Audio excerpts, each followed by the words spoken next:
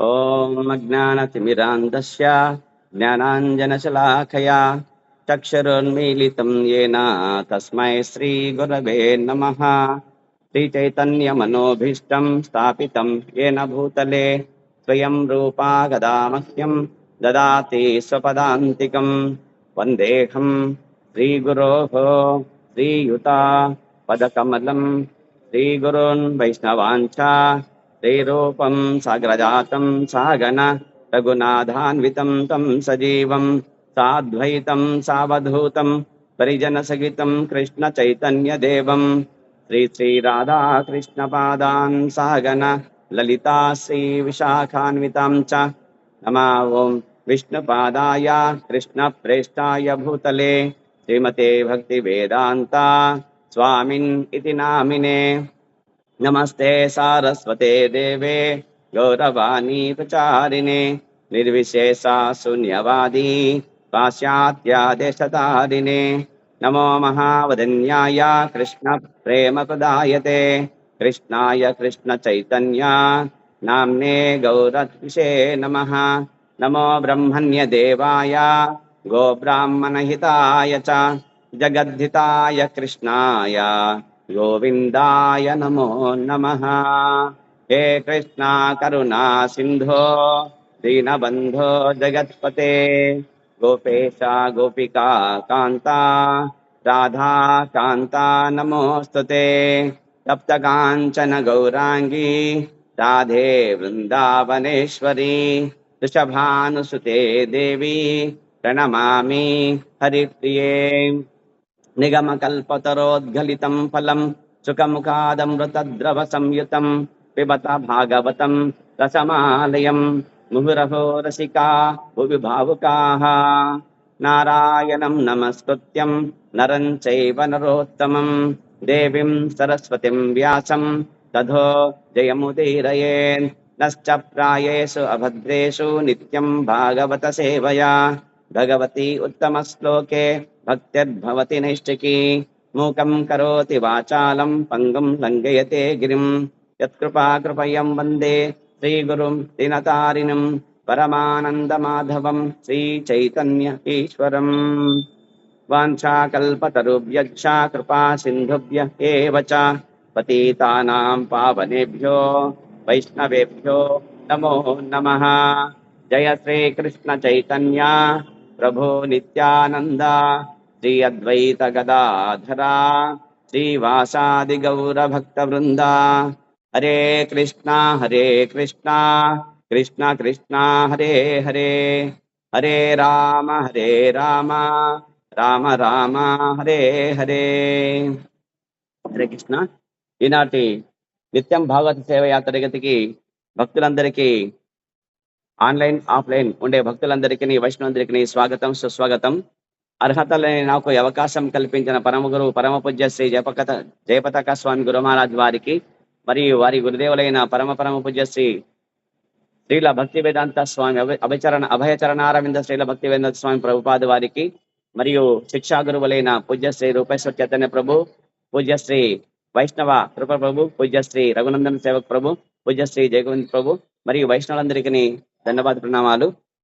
తర్వాత ఈరోజు మనము ఈ నిత్యం భగవత్ సేవయ్యలో భాగంగా వచ్చేసి సప్తమ స్కందము పంచమ అధ్యాయం నామము హిరణ్య కశిపుని సుతుడగు భక్త ప్రహ్లాదుడు అనే అధ్యాయములో 16వ శ్లోకాన్ని గురించి ఇక్కడ మనము ఈరోజు చెప్పుకుంటున్నాము।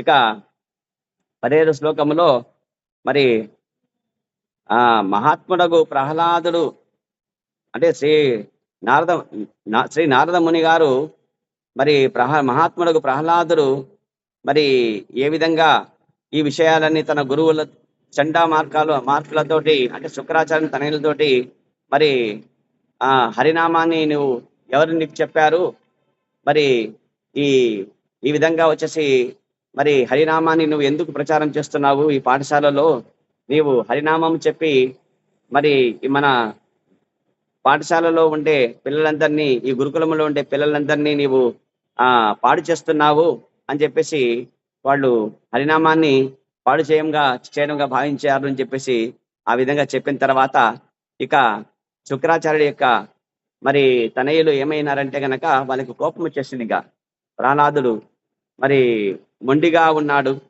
మరి ఆయన చెప్పినది హరినామమే, హరియే అందరికీ తండ్రి అని చెప్తున్నాడు. కాబట్టి ఈ విధంగా ఈ శ్లోకము 16వ శ్లోకం ఇప్పుడు చెప్తున్నాము. ఆనీయతామరే అమరే అస్మాకం అయశస్కరః కుల కులాంగరస్య దుర్బుద్ధే చతుర్థో అస్యోధితో దమః అనీయతామరే పేత్ర అస్మాకం అయశస్కరః కులాంగరస్య దుర్బుద్ధే చతుర్థో అస్యోధితో దమః. ప్రతిపదార్థము అనీయతాం తీసుకొని రండు, అరే ఓరి, వేత్రం బెత్తము, అస్మాకం మాకు, అయశస్కర అపఖ్యాతిని తెచ్చుచున్నాడు, కుల అంగారస్య కుల కలంకమైన వాని యొక్క దుర్బుద్ధేహే చెడు బుద్ధి కలిగిన వాడు, చతుర్థ నాల్గవది, అస్య ఇతనికి, ఉదిత చెప్పబడినది, దమః శిక్ష దండనం. అంటే సామధాన భేద దండోపాయములని చెప్పేసి ఏ విధంగా మనం నచ్చ చెప్పాలో అనే విషయం కొని ఇక్కడ చెప్తున్నారు అనమాట. ఇక భావము చెప్తున్నారు. ఓరి, ఒక బెత్తమును తీసుకొని రండు, ఈ ప్రహ్లాదుడు మన పేరు ప్రఖ్యాతులను పాడు చేయుచున్నాడు. దుర్బుద్ధి కారణమున ఇతడు అసుర కులమున కళంకముగా అయి ఉన్నాడు. 4 విధములైన రాజనీతి పద్ధతులలో చివరిదే ఇప్పుడు ఇతనికి అవసరమయ్యున్నది అని చెప్పేసి చెప్తున్నాడు వాళ్ళ గురువు చండామార్కులు అనమాట. కాబట్టి ఇంకా పిల్లవాడు పాఠశాలలో మరి బడిలో చెప్పిన మాట వినకపోతే ఏం చేస్తారంటే కనుక బెత్తం తీసుకొని మరి దమః అంటే దండన విధిస్తారన్నమాట. కాబట్టి ఇక భావాభ్యాసం తెలిపిన భక్తివేదాంత స్వామి శ్రీల ప్రభుపాద్కి జై.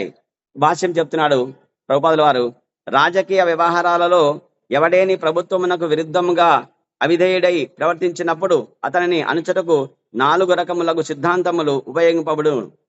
అవే చట్టమును తెలియచేయుట, అనుసరించుట, పదవి ఒసగుట, చివరకు ఆయుధ ప్రయోగం చేయుట అనునవి. ఇతర వాదములు పనిచేయనప్పుడు మరి అంత్యమున అతడు శిక్షకు గురి చేయబడును. తర్కశాస్త్రమున ఇదియే దండనీతి అని అనబడును. తండ్రి అభిప్రాయమునకు భిన్నమైన దానిని కలిగి ఉన్నప్పుడు కారణమేమిటో ప్రహ్లాదుని నుండి తెలుసుకొనుటలో విఫలురైనంతటా చండు అమార్కుడు బెత్తమును తెండని పలికిరి. ఆ బెత్తముతో ప్రహ్లాదుని శిక్షించి తమ ప్రభువైన హిరణ్యకశిపునికి వారు ముదమును కూర్చగోరిరి. ఆ పిల్లవాడు భక్తునిగా మారిన కారణమున అతడు దుర్బుద్ధితో చెడినాడనియు అసురుల కులమున చెడ్డ సంతానముగా తయారైనాడనియు వారు భావించిరి. సాధారణముగా చెప్పబడినట్లు అజ్ఞానమే ఆనందమైన చోట బుద్ధిమంతునిగా అగుట మూర్ఖత్వమే కాగలదు. ప్రతి ఒక్కరూ దానవులే అయినట్టి సమాజమున లేదా కుటుంబమున ఎవడేని వైష్ణవుడుగా అగుట నిక్కముగా బుద్ధిహీనతయే ఎగును. ఈ విధముగా భక్త ప్రహ్లాదుడు దానవులతో పాటుగా ఉన్నందున నామమాత్ర బ్రాహ్మణులకు అతని గురువులు కూడా అట్లే ఉండిరి. దుర్బుద్ధి కలవాడని ఆరోపింపబడెను.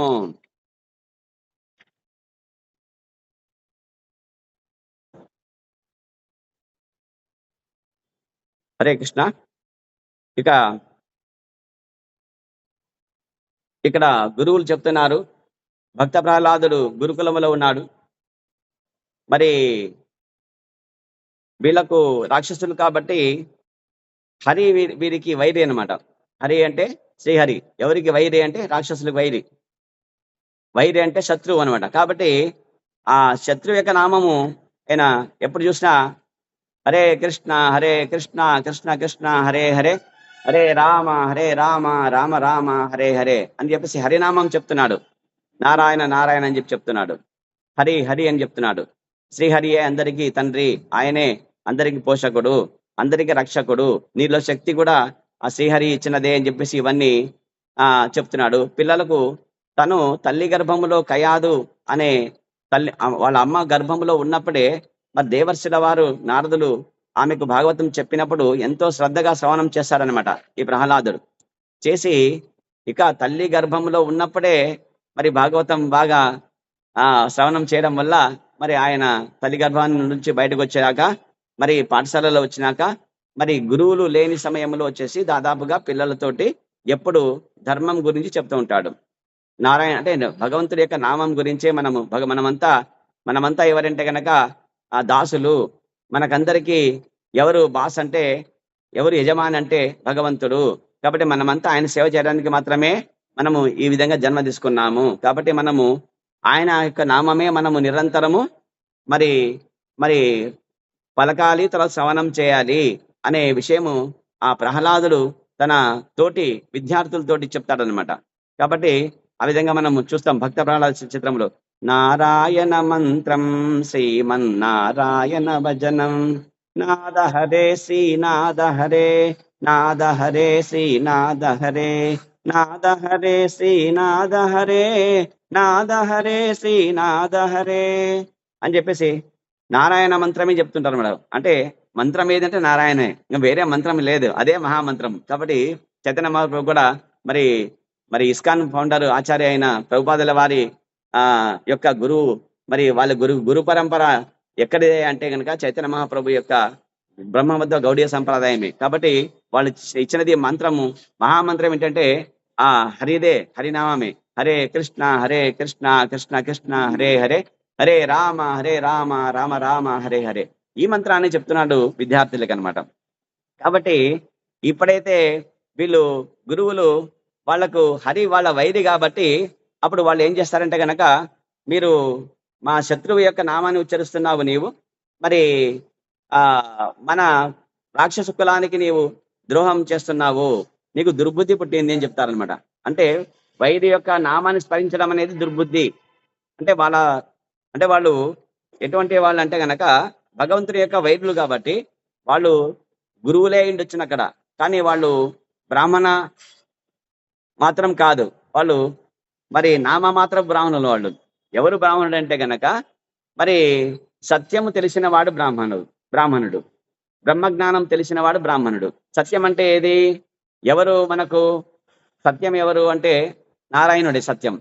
కాబట్టి మరి సర్వము ఆయనే. కాబట్టి ఈ సత్యం కాకుండా ఏదైతే అసత్యాన్ని మరి సత్యముగా భ్రమించి ఎవరైతే ఉంటారో వాళ్ళు నామమాత్ర బ్రాహ్మణులుగా చెప్పబడతారనమాట. వాళ్ళు గురువులే ఉండొచ్చును కానీ వాళ్ళు నామమాత్ర గురువులు మాత్రమే అనమాట. ఎవరు నిజమైన గురువు అంటే గనక మరి సత్యమును ఎవరైతే పరమ సత్యం ఏదైతే ఉందో, దేవాది దేవుడు శ్రీకృష్ణ భగవానుడు అని చెప్పి సత్యాన్ని తెలిసినవాడు, మరి అట్టివాడు బ్రాహ్మణుడు, అట్టివాడు గురువు కావడానికి అర్హత కలిగిన వాడు, అతను నిజమైన గురువు అంటే. కాబట్టి ఇక్కడ అందుకే చెప్తున్నాడు ఇక్కడ వాళ్ళు ఏం చేస్తారంటే కనుక మరి ఎవరు చెప్పారు చెప్పు, నీకు ఈ హరినామము చెప్పమని ఎవరు చెప్పారు చెప్పు, నీకెవరికి ఇవన్నీ మరి ఎవరైనా దేవతలు ఎవరైనా చెప్పారా, ఇంకా ఎవరైనా ఏమైనా చెప్పారా, నువ్వు ఎందుకు ఈ విధంగా నువ్వు ప్రవర్తిస్తున్నావు అని చెప్పేసి వాళ్ళు చండా తర్వాత షండా అమార్కులు అని చెప్పేసి శుక్రాచార్య తనయులు అనమాట. వాళ్ళిద్దరు గురువులు అక్కడ ఆ ఆశ్రమంలో గురుకులంలో దండిస్తారు. అంటే చెప్పడు అనమాట, ఏం లేదు, అది నేను తల్లి గర్భంలో స్వతగా ఉన్నప్పుడు నారద మహర్షి వాళ్ళు చెప్పినది భాగవతం నేను విన్నాను కాబట్టి నా మనసు దాన్ని పట్టుకునింది, నేనే అసక్తుడిని, ఆయన ఆ నారాయణ నామం పలకకుండా నేను ఊపిరి కూడా పీల్చుకోలేనని చెప్తానంట. వాళ్ళ అమ్మ చెప్తుంది అనమాట, నాయన ఎందుకు నాయన నువ్వు ఈ విధంగా చేస్తున్నావు, నువ్వు కదా మీ నాన్నకు ఇష్టం లేని పని ఎందుకు చేస్తావు నీవు. కాబట్టి హిరణ్యకశిపులు మీ నాన్న మొత్తం 3 లోకాలకి ఆయన ప్రభువు, ఆయన జయించినాడు. కాబట్టి అన్ని లోకాల పాలకుడు ఆయనే శక్తివంతుడు అని చెప్పేసి అందరూ ఆయన దండం పెడతారు, ఆయన పూజలు చేస్తారు. నువ్వు మాత్రం ఎందుకు నారాయణ తెలుస్తున్నావు, మీ నాన్నకు ఎందుకు నీవు మరి కోపం తెలుస్తున్నావు, కాబట్టి నా మాట విను, అదొక్క మాట మానవా అంటే మరి ఊపిరి పిలిచేది మానమంటావమ్మా అని చెప్తాడంట వాళ్ళ అమ్మతోటి. ఊపిరి పిలిచేది మానవ అని చెప్పేసి అడుగు మానతాను, కానీ హరినామాన్ని మాత్రం నేను మానవని చెప్తాడనమాట. కాబట్టి ఆ విధంగా మనసులో గట్టిగా పట్టుకొని పోతుందన్నమాట. కాబట్టి ఇదే భగవంతుడి యొక్క లీల. ఆ విధంగా వచ్చేసి అక్కడ పాఠశాలలో తోటి విద్యార్థులకి అవన్నీ సత్యం చెప్తున్నాడు ఎవరు? ప్రహ్లాదుడు. కానీ వీళ్ళు రాక్షసులు కాబట్టి అసత్యాన్ని నమ్ముతారు వీళ్ళు. భ్రమలో జీవిస్తారు వీళ్ళు. అసత్యమే సత్యంగా భావిస్తారు కాబట్టి వాళ్ళకి అదే సత్యం అనిపిస్తుంది. ఎవరు చెప్పినా నమ్మరు అంతే ఇంక వాళ్ళు దానవులు కాబట్టి. కాబట్టి ఇక్కడ చెప్తాడు ప్రహ్లాదుడు తన పేరు ప్రఖ్యాతులను పాడు చేయుచున్నాడు అని బెత్తం తీసుకొని రా అని చెప్తున్నాడు. టీచర్ కదా, ఇంకా చెప్పిన హోంవర్క్ చేసుకోరాకపోతే ఏం చేస్తాం మేము?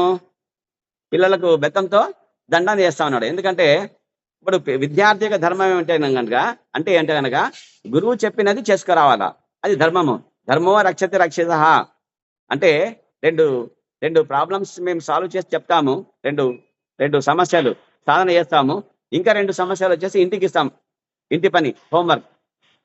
కాబట్టి ఆ ఇంటిలో పని చేసుకోరాకపోతే గనక ఏమవుతుంది? గురువు చెప్పిన ధర్మాన్ని వాడు అనుసరించలేదు కాబట్టి అధర్మంగా ఉన్నాడు కాబట్టి ధర్మము అప్పుడు రక్షిస్తుందా? ధర్మంగా రాసుకుని వస్తే కనుక రక్షించేది, ఆ పిల్లవాడికి దండన ఉండేది కాదు. ఇప్పుడు రాయలేదు కాబట్టి దండన విధించాల్సిందే బెత్తం తీసుకొని. కాబట్టి ఆ విధంగా బెత్తం తీసుకొని రండు, ఒక బెత్తం తీసుకొని రండు, ఈ ప్రహ్లాదుడు మన పేరు ప్రఖ్యాతులను పాడు చేయుచున్నాడు అని చెప్తున్నారు అనమాట గురువు. ఏమి ఆ తర్వాత దుర్బుద్ధి కారణమైన ఇతడు అసురకులమైన కలంకముగా అయినాడు. అంటే దుర్బుద్ధి పుట్టింది అసురులకు, మరి ఈ కులంలో చెడబుట్టినాడు కదా, మరి చెడ్డ పేరు చేస్తున్నాడు మా అసుర కులానికి అని చెప్పేసి చెప్తున్నాడు అనమాట గురువు. 4 విధములైన రాజనీతి పద్ధతులలో చివరిదే ఇప్పుడు ఇతనికి అవసరమై ఉన్నది.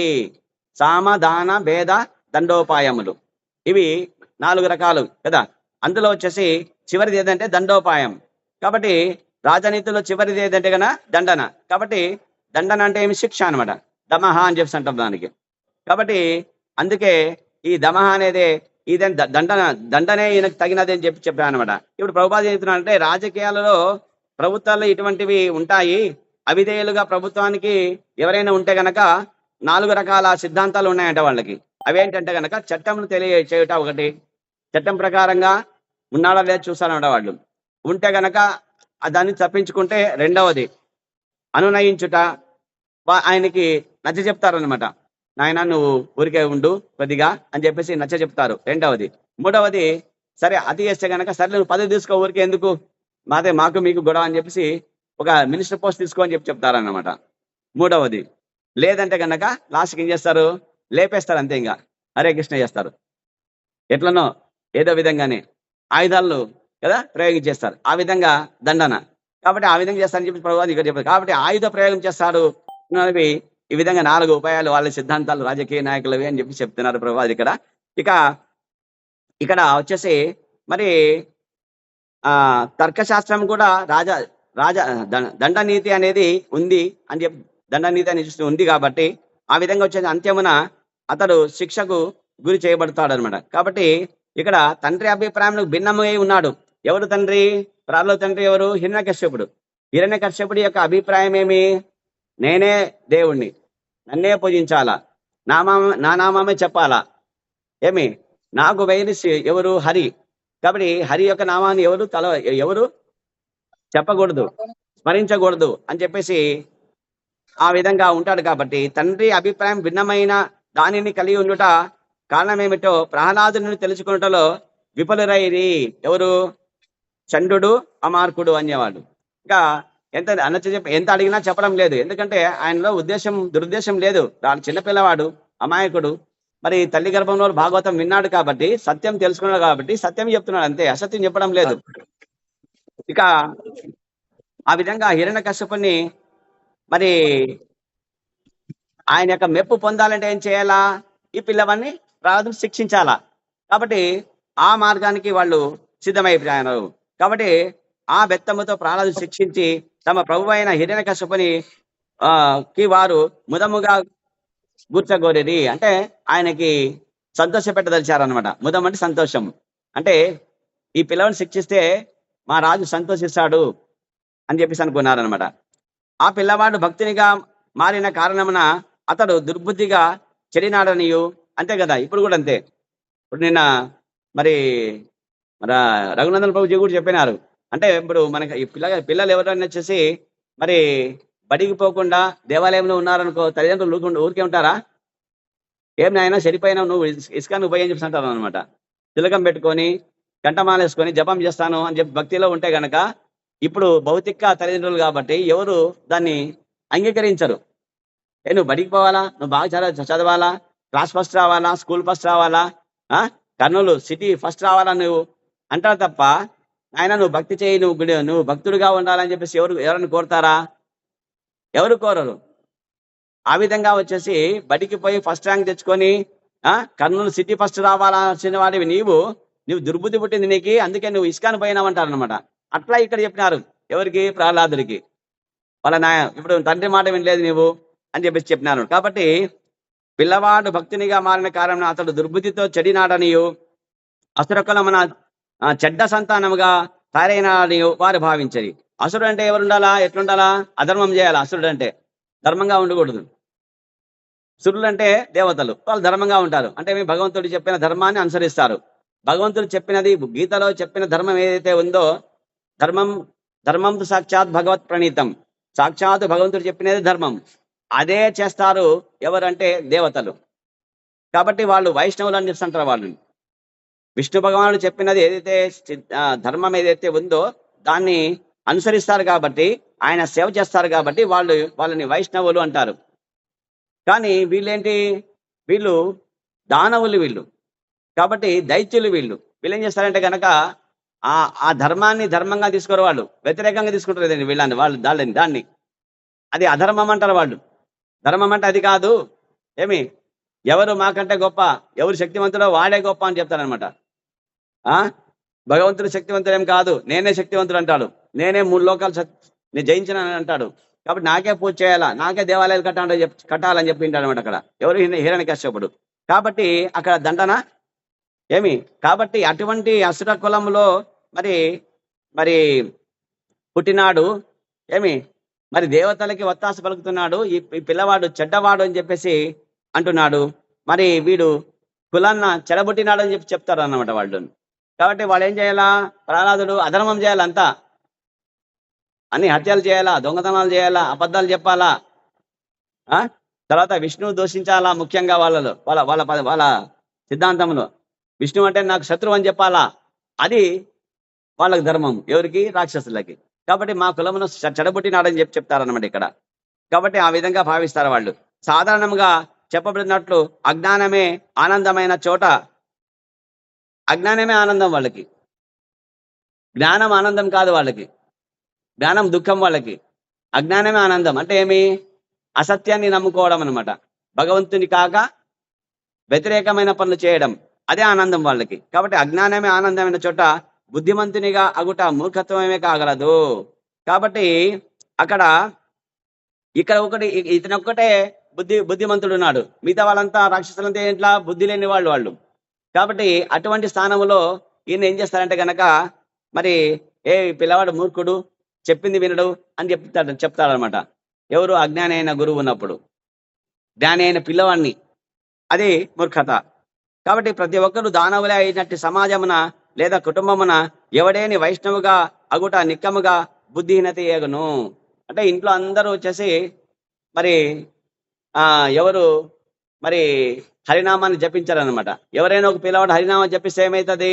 ఆ ఇంట్లో కలతలు స్టార్ట్ అవుతాయి అన్నమాట. ఎందుకంటే పిల్లవాడు చెడిపోయినాడు, జపం చేస్తున్నాడు, భౌతిక శ్లోకాలు చదవద్దని చదువుతున్నాడు అంటారు అన్నమాట వాళ్ళు. ఎందుకంటే వాళ్ళకి ఇష్టం లేదు వాళ్ళకు. అంటే వాళ్ళు అంతా ఏమి?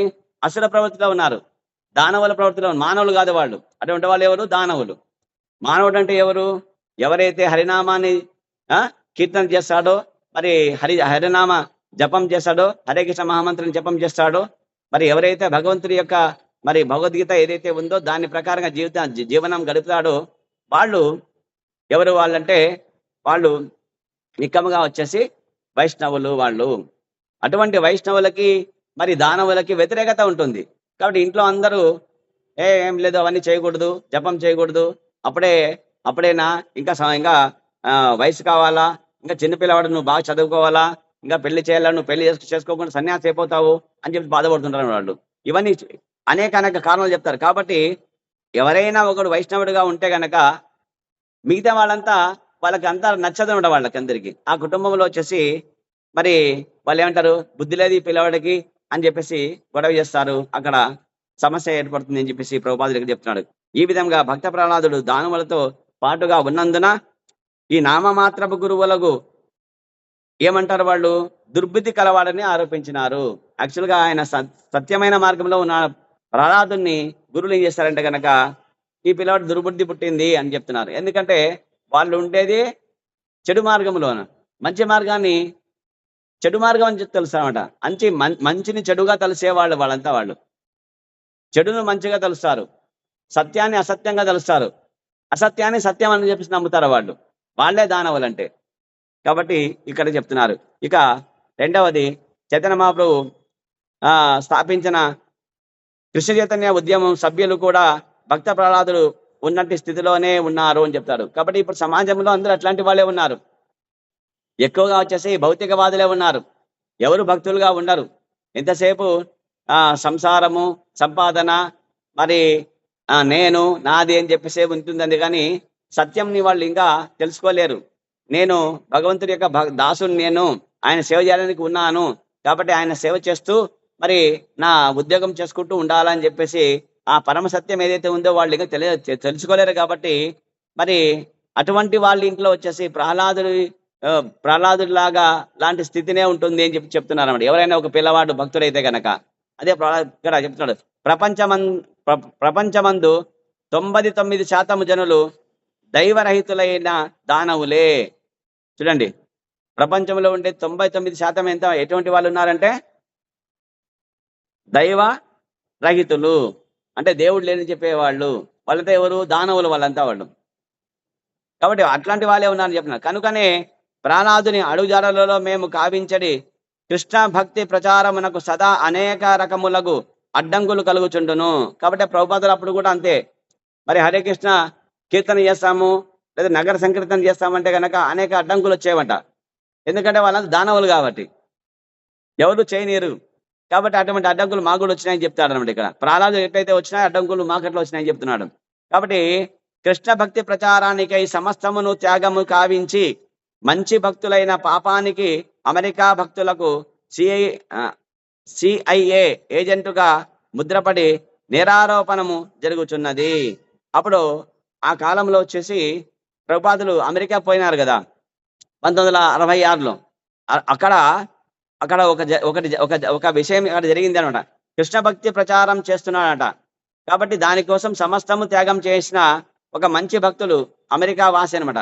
ఆయనకి ఏం చేస్తారంటే కనుక అమెరికా ప్రభుత్వము అతన్ని సిఐఏ ఏజెంటుగా ముద్ర వేసి దేశద్రోహి అని చెప్పేసి నేరం చేశాడని చెప్పేసి ఆయన శిక్షించినారట. కాబట్టి ఆ విధంగా ఉంటుంది అని చెప్పేసి ఇక్కడ చెప్తున్నారనమాట. అంతేకాకుండా బ్రాహ్మణ కుటుంబమున జన్మించినప్పుడే మనిషి బ్రాహ్మణుడు కాగలడని వాదించడి భారతదేశమునందరి బ్రాహ్మణ కులస్తులు మేము హైందవ ధర్మమును భ్రష్టు పట్టిస్తున్నామని నిందారోపణము చేయుచున్నారు. ఇక్కడ ప్రభుపాదులు భారతదేశంలో ఉండే బ్రాహ్మణుల విషయం చెప్తున్నారు అనమాట. అంటే భారతదేశంలో ఉండే బ్రాహ్మణులు ఏం చేస్తున్నారంటే కనుక ప్రభుపాదులు చేసేదంతా అధర్మం అని చెప్తున్నారు వాళ్ళు. మీరు హైందవ సంస్కృతి ధర్మాన్ని భ్రష్టు పట్టిస్తున్నావు. ఏమి బ్రాహ్మణులు అంటే ఎవరు? బ్రాహ్మణ కులంలో పుట్టిన వాళ్ళే చదవాలా వేదాన్ని, భగవద్గీతని, భాగవతాన్ని. నువ్వు అందరికీ భగవద్గీత చదువు అని చెప్తున్నావు. నువ్వు అందరికి హరినామం ఇస్తున్నావు. హరే కృష్ణ కృష్ణ కృష్ణ హరే హరే, హరే రామ రామ రామ హరే హరే అనే మంత్రము ఏమి అందరికి అందరికి చెప్పకూడదు. అది గుప్తంగా ఉంచాలి, రహస్యంగా ఉంచాలి అది అని చెప్పినారన్నమాట. కాబట్టి ప్రభుపాదులు నువ్వు చేస్తున్నావు, నువ్వు అంతా నువ్వు ప్రచారం చేస్తున్నావు, కాబట్టి మా ధర్మాన్ని నాశనం చేస్తున్నావు అని చెప్తున్నారు అనమాట. ఎవరు? బ్రాహ్మణులు, బ్రాహ్మణ కులంలో పుట్టిన వాళ్ళు. మీరేం బ్రాహ్మణులా? మీరు కాషాయం ఎందుకు వేస్తారు? మీరు కంఠమాల ఎందుకు వేస్తారు? మీరు జెండం ఎందుకు వేసుకుంటారు? మీరు పిల్లక ఎందుకు పెట్టుకుంటారు? మీరు పంచె ఎందుకు కట్టుకుంటారు? మీరంతా శూద్రులు. మీరు ఆ శూద్రులను కూడా తీసుకొస్తున్నారు మీరంతా అని చెప్పేసి ఆ కాలంలో వచ్చేసి చాలా మంది బ్రాహ్మణులు ఆ విధంగా ప్రభుపాదుల వారిని ఈ విధంగా నిందారోపణ చేసినారు అని చెప్పేసి ఇక్కడ ప్రభుపాదులు చెప్తున్నారు. ఆ విధంగా ఉంది. కానీ యథార్థం ఏమనగా మనిషి కేవలము యోగ్యత ద్వారానే బ్రాహ్మణుడు కాగలడు. కాబట్టి బ్రాహ్మణుడు అంటే ఎవరంటే గనక దానికి యోగ్యత కలవాడే బ్రాహ్మణుడు. అంతేగాని బ్రాహ్మణ కులములో పుట్టినవాడు, బ్రాహ్మణుడి ఇంటిలో పుట్టినవాడు మాత్రమే బ్రాహ్మణుడు కాదు అని చెప్పేసి సత్యాన్ని, పరమ సత్యాన్ని ఇక్కడ శాస్త్రము వేదం కూడా చెప్పేది కూడా ఇదే. కానీ వాళ్ళు నమ్మరు, వాళ్ళు అవి అవి అవి చెప్పరు వాళ్ళు. మరి అట్లా చెప్పకపోతే గనక మరి భగవంతుడిని అందరికి సమవర్తి కదా ఆయన.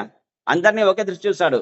అంటే బ్రాహ్మణుల్ని బాగా గొప్పగా, లేదా క్షత్రియులని గొప్పగా, లేదా వైశ్యులను గొప్పగా, లేదా శూద్రులను చాలా నీచంగా తక్కువగా ఏం చూడడు ఆయన. ఎందుకంటే అక్కడ చాతుర్వర్ణం మయా సృష్టం గుణకర్మ విభాగశ అని చెప్పినాడు.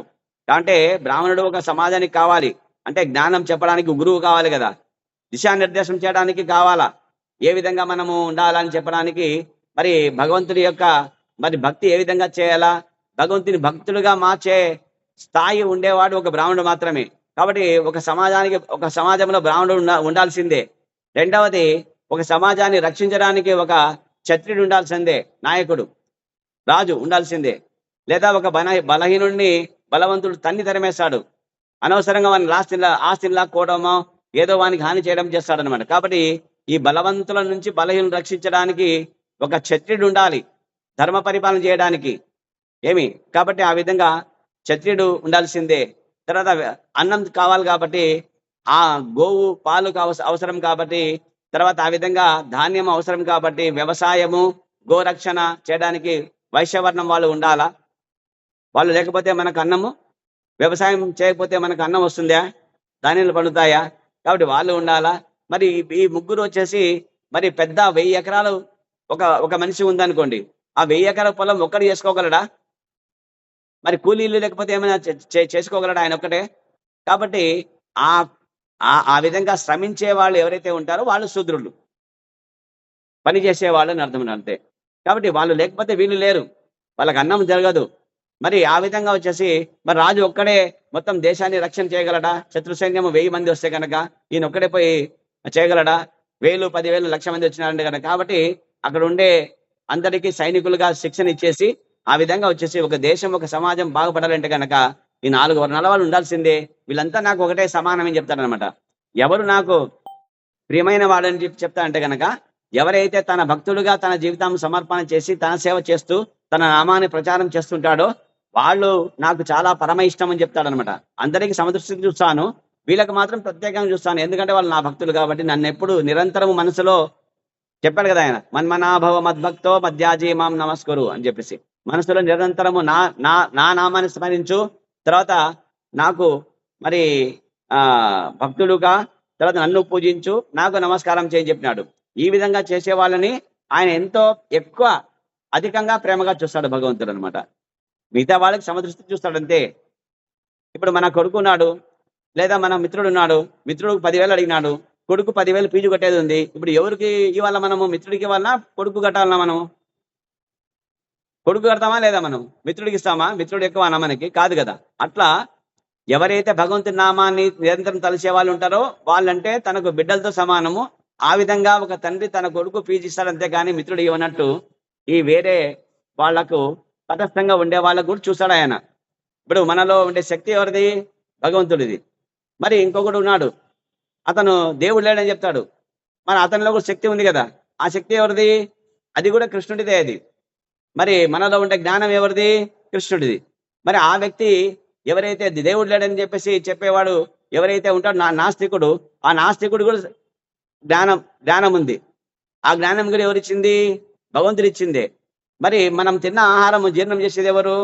కృష్ణుడే కదా.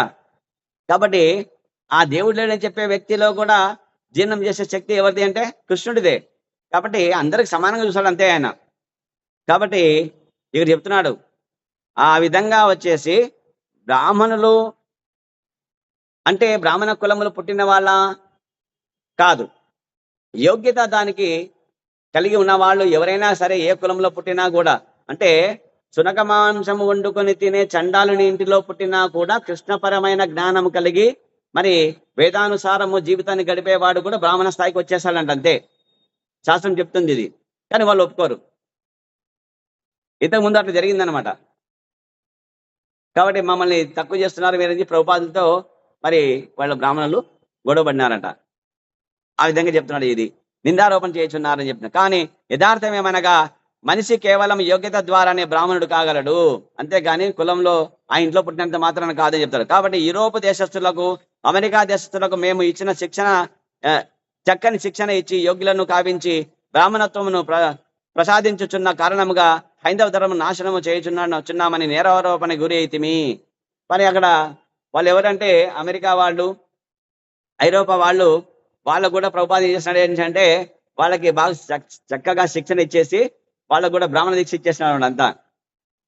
వాళ్ళంతా చేపలు తినేవాళ్ళు, జంతువులు తినేవాళ్ళు, వాళ్ళంతా వాళ్ళు. కాబట్టి వాళ్ళకంతా ఇవ్వకూడదు అని చెప్పేసి చెప్పినారంట. కానీ శాస్త్రం చెప్పినాయంటే కనుక ఇప్పుడు చెప్తాం కదా, శునక మాంసం వండుకొని చండాల ఇంటిలో పుట్టినప్పుడు కూడా కృష్ణపరమైన జ్ఞానం కలిగి మరి నియమ నిబంధనలతో బాగా చక్కగా ఉండి మరి మంచి శిక్షణతో ఉండి ఒక గురువు యొక్క ఆధ్వర్యంలో ఉండి జీవితం గీతలో చెప్పినట్టు గడిపేవాడు కూడా గురువు స్థాయికి రావచ్చు అని చెప్పి చెప్తారు. కాబట్టి ఎవరైనా యోగ్యత దానికి కారణం, అంతే కానీ మరి ఆ కులము లేదా ఆ ఇంటిలో పుట్టడం అనేది యోగ్యత కాదు అని చెప్పేసి ప్రభుపాదులు ఇక్కడ చెప్తున్నారు. ఇది సత్యమే ఇది, కానీ కొంతమంది ఈ సత్యాన్ని అంగీకరించరు అని చెప్తున్నాను. కాబట్టి ఏది ఏమైనాను అన్ని కష్టములకు అవరోధములకు తట్టుకొని భక్త ప్రహ్లాదుని వలనే మనము కృష్ణ చైతన్య ఉద్యమమును, హరినామ సంకీర్తన ఉద్యమమును దృఢ నిశ్చయముతో వ్యాప్తి చేయవలసి ఉన్నది. హరే కృష్ణ హరే కృష్ణ కృష్ణ కృష్ణ హరే హరే, హరే రామ రామ రామ హరే హరే. కాబట్టి ఇటువంటి అనేక ఆరోపణలు వస్తుంటాయి. కాబట్టి ఆటంకాలు చేస్తుంటారు చాలా మంది. అయినా కూడా ఈ హరినామ సంకీర్తన ఉద్యమం ఏదైతే ఉందో దీన్ని మనము ఆపరాదు, నిరంతరం కొనసాగించాలని చెప్తున్నారు. కాబట్టి ఎక్కడైనా సరే సమస్యలు ఉంటాయి. ఇది దుఃఖాలయం, ఇది ఏమాలయం, ఇది ఈ భౌతిక జగత్తు దుఃఖాలయం. ఇది ఇక్కడ అంటే ఏమి కష్టాలు ఉంటాయి, అనేక రకాల మనుషులు ఉంటారు. కాబట్టి మనకు అనేక ఇబ్బందులు చేస్తూ ఉంటారు అన్నమాట. వాళ్ళకి నచ్చినట్టే ఉండాలంటారు, వాళ్ళ మనసు నచ్చినట్టే ఉండాలనుకుంటారు వాళ్ళు. కానీ సాధ్యమవుతుందా? కాదు. ఇది సత్యం అనమాట. కాబట్టి హిరణ్యకశ్యపుని పుత్రుడు అయినప్పటికీ భక్త ప్రహ్లాదుడు ఏనాడును దానవ ప్రవృత్తి కలిగిన తండ్రికి పుట్టిన బ్రాహ్మణుల దండనకు భయపడలేదు. చూడండి, ఇప్పుడు హిరణ్యకశ్యపుడు ఎవరు? ఈ మొత్తం 3 లోకాలకి ఆయన రాజు, జయించినాడు, ఆయన విజేత. ఆయన ఆ శక్తి ఎవరిది? కృష్ణుడిదే అది. కానీ ఏం చేస్తున్నాడు? నాకు వైరి అంటాడు. ఎవరిని? కృష్ణుడిని, విష్ణువుని. మరి ప్రహ్లాదుడు ఎవరు? హిరణ్యకశ్యపుడి యొక్క కొడుకు. మరి 3 లోకాలు అయితే 14 లోకాలు ఏవైతే ఉన్నాయో, ఈ 14 లోకాలు భూలోకము, తర్వాత ఈ పైనుండి 6 లోకాలు ఏమి? పితృలోకము, స్వర్గలోకము, మహర్లోకము, జనలోకము, తపోలోకము, సత్యలోకము, బ్రహ్మదేవుడు ఉండేది. ఈ మొత్తము భూలోకము 7, కింద ఉండే 7 లోకాలు అతల వితల అతల అతల రసాతల మహాతల పాతాల లోకాలు 7. ఈ 14 లోకాలకి ఆయన చక్రవర్తి. ఆయన ఎవరు? హిరణ్యకశ్యపుడు. ఆయన కొడుకు ప్రహ్లాదుడు, ఆయనేమో రాక్షసుడు. ఈ పిల్లవాడేమో రాక్షసుడు కాదు. తల్లి కడుపులో ఉన్నప్పుడే భాగవతం విన్నాడు కాబట్టి ధర్మంగా ఉంటాడు. కానీ ఏమైంది? ఇక్కడ శిక్ష వేస్తున్నారు.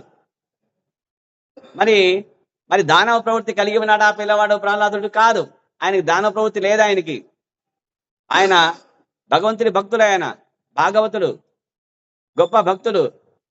హరినామం పలకకుండా ఉంటాడా అంటే ప్రాణమైన అంటే ఊపిరైనా ఆపేస్తాను కానీ, అంటే చస్తాను కానీ ఏమి నారాయణ మంత్రం చెప్పుకొని ఉండాలని చెప్తాడు. వాళ్ళ అమ్మతో చెప్తాడు, నాయన ఎందుకు నాయన మీ నాయనతో నువ్వు గొడవ పడతావు? మీ నాయన ఏం చెప్తున్నాడు? నారాయణ చెప్పేది మాట వదిలేసేయని చెప్పినాడంట. వాళ్ళ అమ్మ కాదు చెప్పినామంట, అమ్మ ఊపిరి వదలమంటావా? చెప్పు, వదులుతా, కానీ ఆ హరినామాన్ని మాత్రం వదులున్నామా నేను అంటాడంట. కాబట్టి ఆ విధంగా పరమ భాగవతుడు ఆయన ప్రహ్లాదుడు. కాబట్టి గురువు దండన ఇచ్చేటప్పుడు ఆ బడిలో మరి గురుకులంలో భయపడినాడని భయపడాడు అని చెప్పినాడు ఇక్కడ. ఇక 17వ శ్లోకము. ఈ మూర్ఖుడకు ప్రహ్లాదుడు చందనవనమున కంటక వృక్షము వలె జన్మించినాడు. చందనవనమునకు ఖండించడకు గొడ్డలి అవసరము. అటువంటి గొడ్డలికి కంటక వృక్షము యొక్క కర్ర తగిన దండము కాగలదు.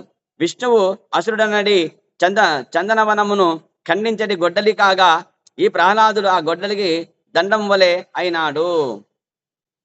ఇక్కడ చెప్తున్నారు ఈ 17వ శ్లోకంలో. ఇక భాష్యం చెప్తాడు.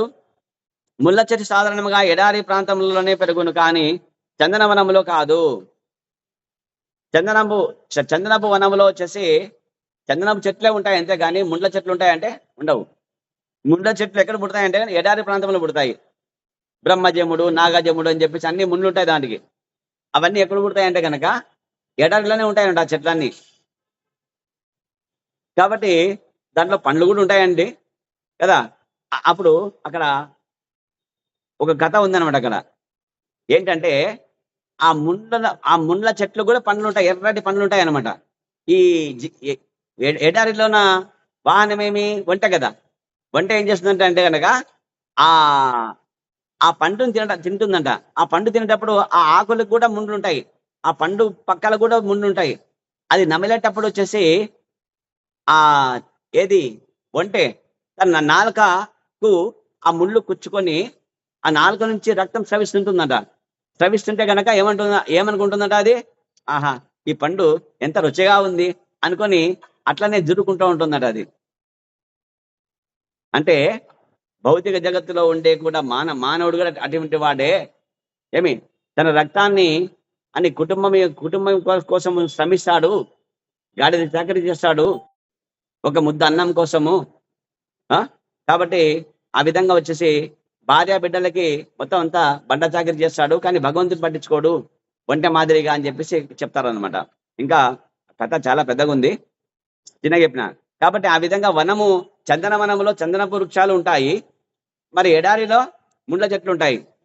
కానీ చంద్రుడు అమార్కుడు హిరణ్యకశ్యపుని దైత్య కులమును చందనవనంతోనూ ప్రహ్లాదుని గొడ్డలికి చక్కని దండముగా అయ్యడి కఠోరమగు ముళ్ళ చెట్టుతోనూ పోల్చిరి. యాక్చువల్గా అసురుడు కదా వీళ్ళు, ఎవరు దానవులు కదా, ఎవరు హిరణ్యకశ్యపుడు దైత్యుడు. దైత్య కులమునకి హిరణ్యకశ్యపుడే చందనవనం అంట. యాక్చువల్గా అధర్మం అది. కానీ ఇక్కడ భక్త ప్రహ్లాదుడు గొడ్డలి అంట. ఆ చందనవనం, ఇప్పుడు ఒక చందనవనాన్ని నరకాలంటే ఏం కావాలి? గొడ్డలి కావాలి. గొడ్డలి కావాలంటే గొడ్డలి అనేది మాత్రమే ఉంటే సరిపోతుందా? దానికి కట్టె కావాలి కదా పట్టుకోవడానికి. ఆ గొడ్డలిని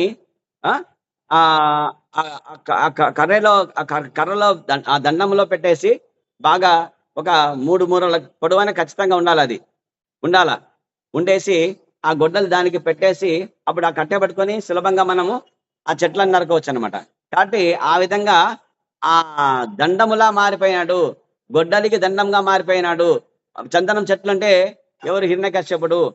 మరి ఆ గొడ్డలి ఎవరంటే గొడ్డలి ఉంది, ఆ గొడ్డలి ఎవరు? హరి అనమాట.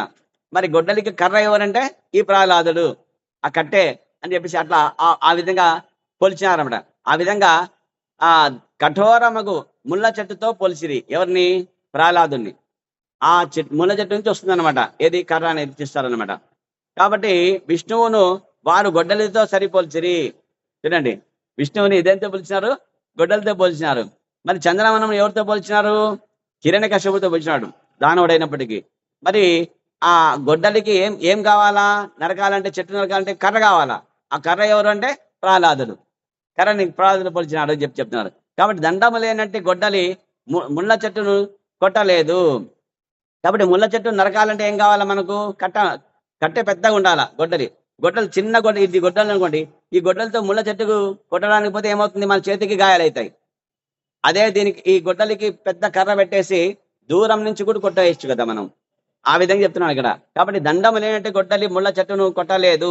ఆ కార్యమునకు ముళ్ళ చెట్టు నుండియే తయారైన దండము గొడ్డలికి అవసరమగును. కాబట్టి ఆ ముళ్ళ చెట్టును తీసిన ఆ కర్రే ఆ చెట్టు కొట్టడానికి ఉపయోగపడుతుంది అని చెప్పేసి ఇక్కడ చెప్తున్నాడు. కాబట్టి ఆ కార్యం నాకు ముళ్ళ చెట్టు నుండి తయారైన దండము గొడ్డలికి అవసరమగును. ఈ ప్రకారము దానవ నాగరికత ఎనడి ముళ్ళ చెట్టును విష్ణు భక్తి అనేది గొడ్డలితో నరికి వేయవచ్చును. కాబట్టి దానవ ప్రవృత్తి ఎవరైతే ఉంటారో, దానవ ప్రవృత్తి అనేది ఏదైతే ఉందో, మరి ఆ దానవ నాగరికతకు అది ముళ్ళ చెట్టుతో సమానము.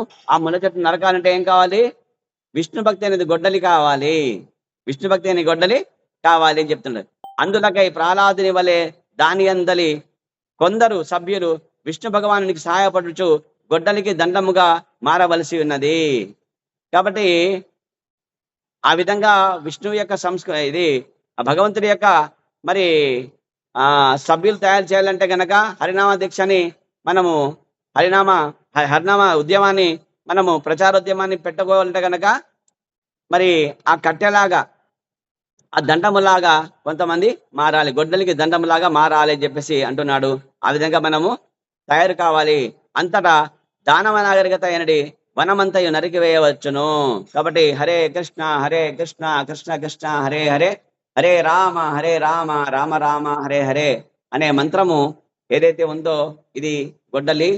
మరి ఈ ప్రస్తుతం ఉండే ఈ భౌతిక జగత్తులో ఉండే వాళ్ళంతా దానవ ప్రవృత్తి కలిగిన వాళ్ళు. వాళ్ళకందరికీ మరి అటువంటి ఆ ముండ్ల చెట్లు లాంటి వాళ్ళు ఆ చెట్లను తీసేయాలంటే గనక ఈ హరే కృష్ణ మహామంత్రం అనే గొడ్డలి ఉపయోగించాలా. ఉపయోగించాలంటే మాత్రమే ఏమైనా పనిచేస్తుందని పనిచేయదు.